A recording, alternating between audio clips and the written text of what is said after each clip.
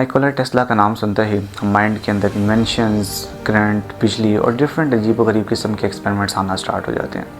क्या रीज़न है कि इतने साल और इतना टाइम गुजरने के बावजूद Nikola Tesla is considered as one of the most prominent scientist in the history of the world. Thomas Edison के साथ निकोला टेस्ला की लड़ाई क्यों हुई थी? निकोला टेस्ला ने कभी शादी क्यों नहीं की? क्या वाकई इतना बड़ा साइंटिस्ट बगैर डिग्री के था? So now let's explore the biography of one of the greatest scientists in the history of the world, Nikola Tesla. Nikola Tesla 10 जुलाई 1856 को स्मिल्जी नाम के एक छोटे से गांव में पैदा होते हैं। ये इलाका उस वक्त ऑस्ट्रियन एम्पायर का हिस्सा था, जिसे आजकल हम क्रोएशिया के नाम से जानते हैं। निकोला टेस्ला के फादर मिलाटिन टेस्ला एक रिलीजियस स्कॉलर थे, एक प्रीस्ट थे, और वो चाहते थे कि उनकी तरह उनका बेटा भी एक प्रीस्ट, एक पादरी बने। लेकिन किस्मत को कुछ और ही मंजूर था, and instead of becoming a religious scholar Nikola Tesla दुनिया के लिए एक बहुत बड़े साइंटिस्ट बन के उभरे।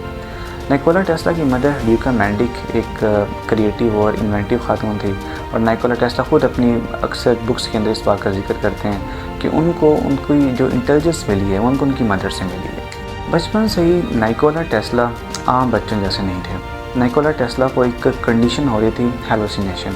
मैंने अपनी जो दूसरी वीडियोज़ बनाई हैं, जैसे इंपॉर्टेंस ऑफ स्लीप या इस तरह की, तो मैंने उसके अंदर एक चीज़ बताई हुई है, हेलुसिनेशन। हेलुसिनेशन बेसिकली क्या होती है कि जब इंसान ज़्यादा कम नींद ले और ज़्यादा टाइम नींद के बगैर गुजारे, या फिर नशा या इस तरह की कोई चीज़ है, उसको हेलुसिनेशन बेसिकली एक ऐसी कंडीशन होती है कि जिसके अंदर ऐसी चीज़ें जो कि रियलिटी के अंदर नहीं होती, इंसान को वो नज़र आना स्टार्ट हो जाती हैं।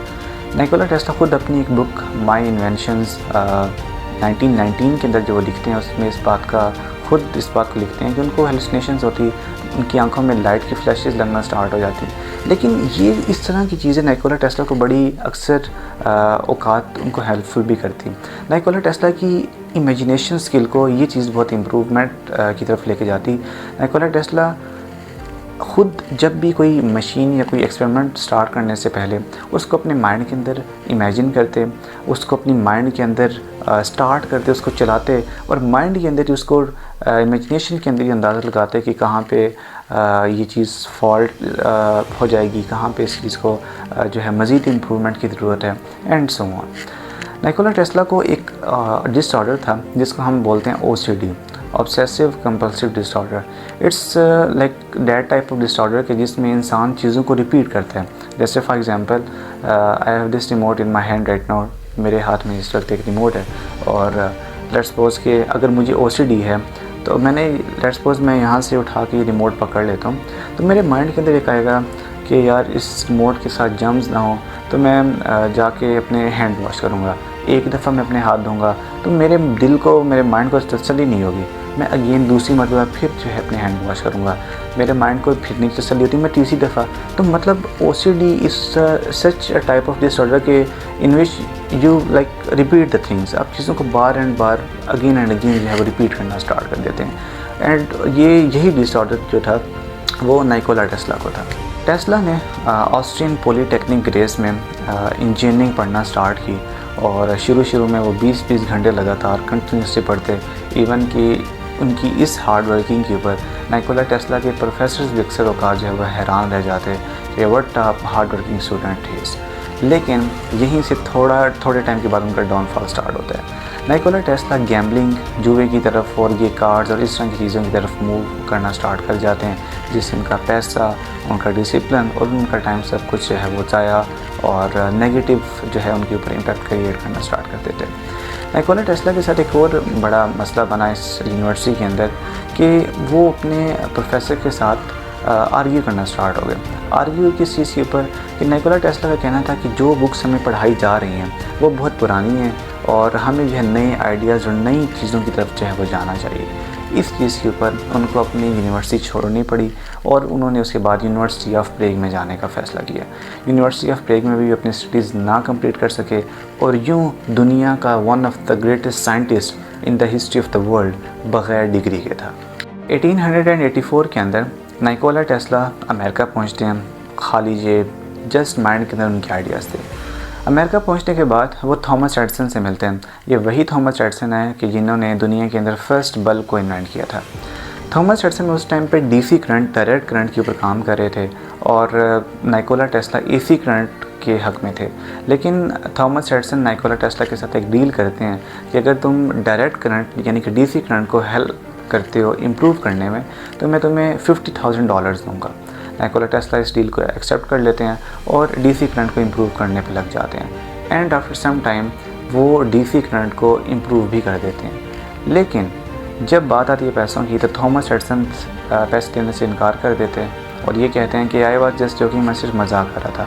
इससे निकोला टेस्ला को एक झटका लगता है कि ये क्या हो गया, और वो थॉमस एडिसन के साथ काम छोड़ के वहाँ से चले जाते हैं और यहीं से वो फाइनल क्राइसिस का शिकार हो जाते हैं और यहाँ तक कि वो रोड के ऊपर खुदाई का भी काम करना स्टार्ट कर देते हैं। जॉर्ज वेस्टिंगहाउस अमेरिका के एक बड़े फेमस बिजनेसमैन और इंजीनियर थे। उन्होंने बड़े सिस्टम्स को डेवलप किया, ट्रेन के अंदर एयर ब्रेक सिस्टम लेके आए। उन्होंने निकोला टेस्ला को कहा कि आप जो एसी करंट के हक़ में हैं, आप इस पे काम करें and I will support you financially, मैं आपकी मालियाती तौर पर मदद करूँगा। और निकोला टेस्ला इस प्रोजेक्ट के ऊपर काम करना स्टार्ट कर देते हैं।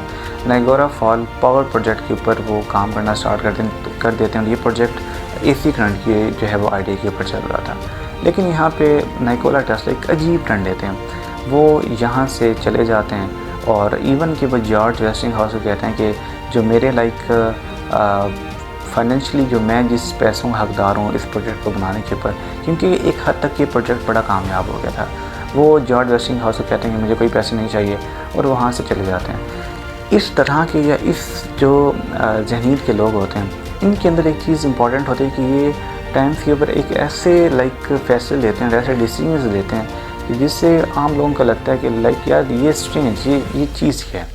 निकोला टेस्ला का बेसिकली बिलीव था, वो एक क्रिएटिव माइंडसेट के थे और नई चीज़ों को इन्वेंट और डिस्कवर करने के बारे में उनके अंदर एक क्यूरियोसिटी रहती थी, जिसकी वजह से वो नायगारा फॉल्स पावर प्रोजेक्ट को लीव करके जो है चले जाते। निकोला टेस्ला बेसिकली सिर्फ बिजली नहीं थे बनाना चाहते, वो चाहते थे कि इलेक्ट्रिसिटी दुनिया के जितने भी लोग हैं वो एक तो उसको फ्री यूज़ करें, इतनी बिजली हो, एंड सेकेंडली बग़ैर इलेक्ट्रिसिटी के जो है वो लोगों के घरों तक जो है उसको पहुंचाया जाए। इसी आइडिया के बेस पे उन्होंने वार्डन क्लिफ टावर भी बनाया, लेकिन इन्वेस्टर्स को इस प्रोजेक्ट के अंदर कोई फ़ायदा नहीं नज़र आता और वो इस प्रोजेक्ट को जो है वो बंद कर देते हैं। वार्डन क्लिफ टावर को जो है वो तोड़ दिया जाता है और इस तरह से उनका ये प्रोजेक्ट भी नाकामी का बायस बन जाता है। निकोला टेस्ला ने बड़े अजीब-व-गरीब प्रोजेक्ट्स के ऊपर भी काम किया। उनका कहना था, उन्होंने ख़ुद अपनी इन्वेंशंस के अंदर भी इस चीज़ को जो है वो अपनी बुक के अंदर लिखा हुआ है, द टाइम्स और द इन्वेंशंस 1919 के अंदर, कि उन्होंने कोई वाइब्रेटर मशीन्स प्रोड्यूस की थी जो कि इतनी कैपेसिटी रखती थी कि पूरी वर्ल्ड के अंदर जो है वो एक अर्थक्वेक जो है लेके आ सके, इतनी कैपेबिलिटी उस मशीन के अंदर थी।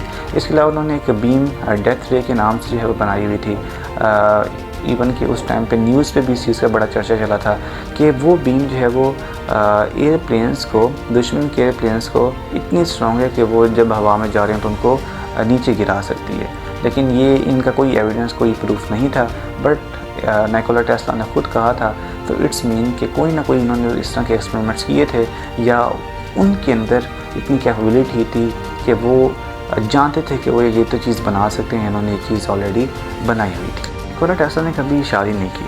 उनका मानना था कि ये औरत, प्यार और इस तरह की चीज़ें साइंस को और एक साइंटिस्ट की इंटेलिजेंस को जो है वो बहुत कमज़ोर कर देती हैं। लेकिन निकोला टेस्ला को पिजन्स यानी कि कबूतरों से बहुत ज़्यादा प्यार था। इवन के बायोग्राफीज़ के अंदर लिखा हुआ है कि उनको एक वाइट कबूतर से इतना ज़्यादा लगाव था कि जितना एक मर्द एक औरत से प्यार करता है। 7 जनवरी 1943 को निकोला टेस्ला होटल के रूम में मुर्दा हालत में पाए जाते हैं। बहुत सारे हिस्टोरियंस कहते हैं कि उनकी जो डेथ है वो नेचुरल थी, उनको हार्ट अटैक हुआ था, लेकिन अक्सर लोग कहते हैं कि उनको कत्ल किया गया था। क्यों?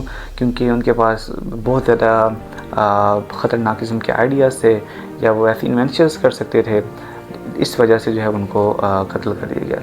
अब ये केस जो है सस्पिशियस किस्म से बनता है कि गवर्नमेंट ने उनके जितने भी उनके आइडियाज़, उनके थीसिस, सारे प्रोजेक्ट्स, पेपर वर्क, FBI बीच में इन्वॉल्व होगी और सारी चीज़ों को सीज़ कर लिया गया और अपने कंट्रोल में ले लिया गया, क्योंकि उनका मानना था कि बहुत ज़्यादा सीक्रेट चीज़ें हैं और अगर किसी साइंटिस्ट दूसरे साइंटिस्ट के अगर हाथ में चली जाती हैं तो ये फ्यूचर के अंदर वर्ल्ड को किसी न किसी तरह नुकसान पहुंचा सकते हैं। सारी बायोग्राफी से एक चीज़ समझ आती है कि अक्सर औक़ात अगर आपके पास आइडियाज़ हैं और आप उनके ऊपर काम करते हैं तो अक्सर औक़ात जो है वो लोग या फिर कोई भी साइंटिस्ट ऐसी बातें करते हैं जो कि उस टाइम पे लोगों को नहीं समझ आ रही होती, but in reality, in the truth, वो बातें टाइम से बहुत आगे की होती हैं, just like in the case of Nikola Tesla.